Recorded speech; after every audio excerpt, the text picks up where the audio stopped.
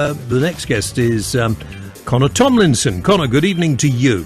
Now, good evening, James. Yeah, you're a political commentator, right? That's the one. That's what they tell me. Okay, now you're head of research. Where are you head of research? British Conservation Alliance. What on earth is that? So we are a group that basically tells the government if they're spending too much money on the green issues and how they could do it a hell of a lot better by just letting businesses get on with it.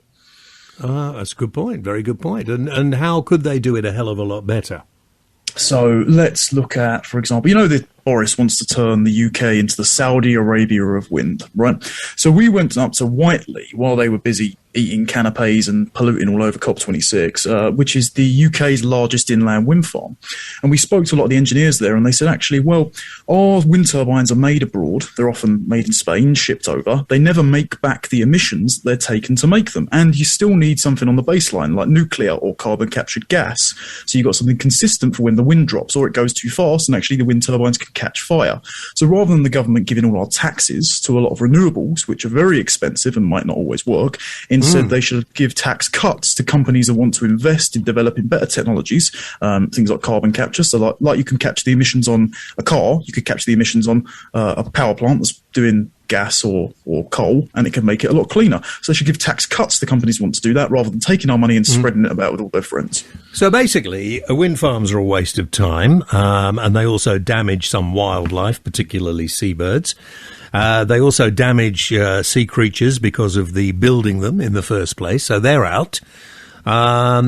Wave power, we don't make enough of. We could do a bit more with wave power, could we not?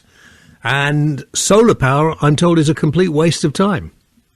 Well, I'll push back on the wind slightly, because I will give a place like Whiteley credit, because they actually worked with the RSPB to space out the turbines so they didn't interrupt the migration patterns for the birds. There are ways you can do it where it doesn't harm the birds, but if you do it badly, it'll always hurt wildlife. Yeah, but it's not worth doing for the reasons you already pointed out. I mean, it doesn't actually bring back... Yeah, well, you say yet, but they're all going to be rusting and falling apart before long, and then they're going to need enormous amounts of repair. So it's never really going to be that cheap, is it? I don't know about cheap. It could be in the future, but it's going to be quite a few years off. It's definitely not going to be by 2050. Right? That's just the truth. And so throwing more money at a problem like that isn't going to get us out of it. And are you one of these, Connor, who believes that? I mean, do you believe in climate change?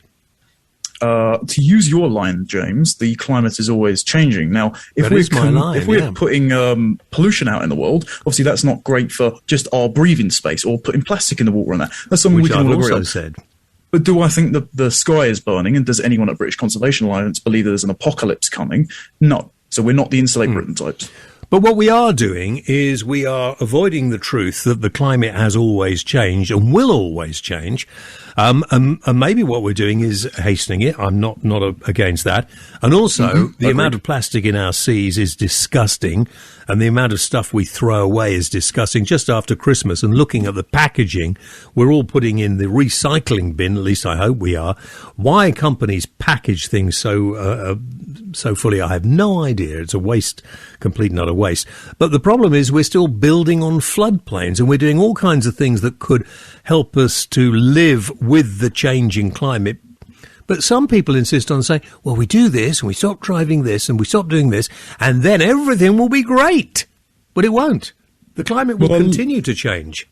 I love the talk of sustainability by everyone who's willing to do government mandates, because it's unsustainable to try and force people to do and keep up with these legal restrictions on your behaviour forever to do with some sort of ever-changing climate. Exactly. And it really strikes me quite hilariously that all of the most fervent climate change people that truly believe in it and aren't just using it as a Trojan horse for their takeover policies, a lot of them are very left-wing. But I think the most conservative position in the world is to halt the changing of a climate that is going to change. And so I think we should keep a lid on our emissions as best we can. And also, as you were just talking to Tobias Elwood, it's really important to get energy independence so we don't have to rely on Russia. That's one of the major energy security issues, to stop relying on like Chinese batteries. You know, they make 80% of our battery capacity around the world. If we could manufacture that ourselves and not rely on that, that'd be brilliant. But is government subsidies the way to do that, for example? Not currently. Businesses could do a lot better.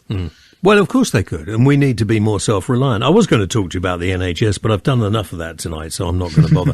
The other thing as well is that the conservation goes hand in hand with producing food, if you know what I mean. And yet farmers moan like mad, not all farmers, but loads of them. And lots of them have been getting paid huge amounts of money for doing very little, setting aside stuff and not doing anything. And we've been buying more and more food from abroad. We're even buying meat from abroad. We grow enough vegetable, we can grow more. There are loads of fields set aside with nothing growing in them. Why on earth are we not having some kind of policy to feed ourselves? Well, I'm going to take that on three different levels, if I may. The first one saying about importing meat from abroad is a problem. So I did some work with the Alan Smith Institute, who helped out Liz Truss do the deal with New Zealand and Australia and all that.